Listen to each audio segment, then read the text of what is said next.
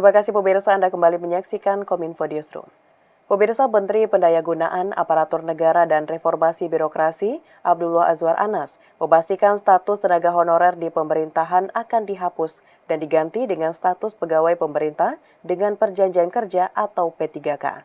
Menpan RB menyebut pengangkatan status honorer menjadi P3K dibagi menjadi dua, yakni penuh waktu dan paruh waktu. Mengikuti anggaran Pemda terkait dan keputusan tersebut tertuang dalam Undang-Undang Nomor 20 Tahun 2023 tentang ASN.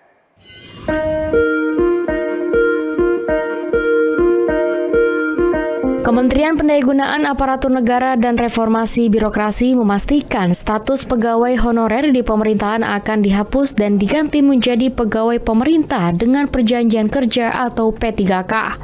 Keputusan tersebut diambil berdasarkan ketentuan Undang-Undang Nomor 20 Tahun 2023 tentang ASN, sehingga honorer di kalangan birokrasi akan diganti dengan P3K berstatus sepenuh waktu dan paruh waktu. Pengangkatan pegawai honorer menjadi P3K akan disesuaikan berdasarkan kesiapan anggaran masing-masing pemerintah daerah, sehingga apabila ada Pemda yang anggarannya belum memadai untuk mengangkat pegawai honorer di birokrasinya, maka honorer tersebut menjadi P3K paruh waktu. Dengan diberlakukannya P3K, Menpan RB meminta kepada Pemda agar tidak lagi menerima pegawai dalam bentuk formasi apapun, kecuali atas seizin dan dengan ketentuan tertentu.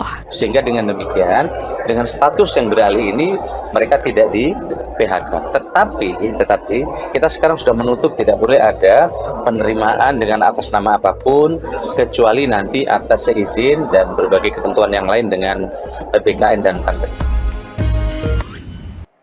Pemirsa, Sistem Informasi Pengelolaan Mineral dan Batubara untuk komoditas nikel dan timah resmi diluncurkan. Kementerian Keuangan menyatakan Sistem Informasi Pengelolaan Batubara berkontribusi sebesar 7,1 triliun rupiah kepada penerimaan negara. Pemerintah kembali memperkuat ekosistem sistem informasi mineral dan batubara kementerian lembaga dengan menambahkan komoditas nikel dan timah di dalamnya. Direktur Jenderal Anggaran Kemenq Isa Rahmatarwata mengatakan, sistem informasi pengelolaan mineral dan batubara memberikan capaian langsung dan signifikan untuk penerimaan negara. Isa merinci setoran itu diperoleh dari 3 hal, yaitu pencegahan atas modus penambangan ilegal senilai 3,47 triliun rupiah, data analitik dan profil risiko pelaku usaha 2,53 triliun rupiah, serta penyelesaian piutang dari hasil penerapan automatic blocking system senilai 1,1 triliun rupiah.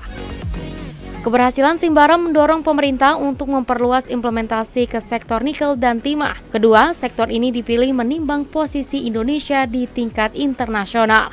Kemenq mencatat cadangan nikel Indonesia mencangkup 24% dari total cadangan dunia dengan total cadangan 21 juta ton. Sementara itu, volume produksi nikel mencapai 1,8 juta metrik ton pada 2023, menempati peringkat pertama di dunia dengan andil sebesar 50% dari total produksi nikel global. Sedangkan cadangan timah menempati peringkat kedua dengan jumlah 800.000 ton, setara dengan 23% dari cadangan dunia. Adapun produksinya tercatat sebesar 78.000 ton, menempati peringkat kedua dunia dengan kontribusi mencapai 22%.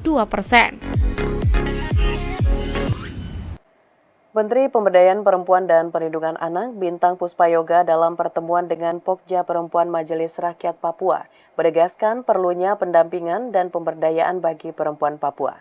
Pemberdayaan dan pendampingan perempuan Papua menjadi upaya Kementerian PPPA untuk mengurangi kasus kekerasan dan pernikahan dini pada perempuan Papua. Menteri Pemberdayaan Perempuan dan Perlindungan Anak Bintang Puspayoga dalam pertemuan dengan komunitas Majelis Rakyat Papua pada Senin 22 Juli 2024 menyatakan keinginannya meningkatkan kerjasama antara Kementerian PPPA dan Majelis Rakyat Papua sebagai bentuk peningkatan kapasitas Pokja Perempuan MRP.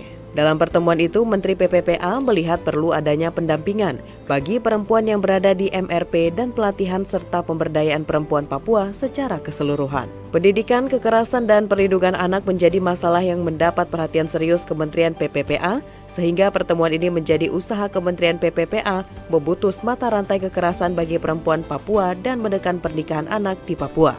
Berdasarkan data BPS, Indeks Pembangunan Gender Provinsi Papua berada di bawah rata-rata nasional. Indeks pembangunan gender di Papua hanya menyentuh angka 81,64%, sementara indeks nasional sebesar 91,85%. Sementara untuk indeks ketimpangan gender di Papua nilainya sebesar 0,518 di atas rata-rata nasional di angka 0,447%. Kalau tadi kami mendengarkan cukup luar biasa ya, ibu-ibu yang tergabung di dalam Pokja Perempuan MRP ini, mereka sangat memahami isu dari hulu sampai hilir, permasalahan-permasalahan tentang perempuan dan anak. Yang secara gambaran umum memang khusus di Papua ini masih menjadi PR untuk kita selesaikan. Baik itu ketika kita melihat indeks pembangunan gender, pemberdayaan gender, demikian juga indeks perlindungan anak, ini kan masih jauh dari rata-rata nasional. PON ke-21 tahun 2024 digelar di dua kota berbeda, yakni Aceh dan Medan. Untuk memastikan PON ke-21 berjalan dengan lancar, Kepala Korps Lalu Lintas Polri, Irjen Pol Aan Suhanan, meninjau venue PON Aceh di Stadion Harapan Bangsa dan Sumatera Utara Sport Center di Medan. Irjen Pol Aan Suhanan mengatakan pengamanan PON 2024 siap dilaksanakan, baik secara personel, pengamanan maupun pengawalan. Dalam rangka memastikan kesiapan pengamanan Pekan Olahraga Nasional ke-21 agar berjalan aman dan lancar, Kepala Korps Lalu Lintas Polri, Irjen Pol Aan Suhanan, meninjau langsung venue PON Aceh Sumatera Utara ke-21 tahun 2024 yang berlokasi di Harapan Bangsa Aceh dan Sumut Sport Center, Kota Medan, Sumatera Utara pada Minggu ke-3 Juli 2024 lalu.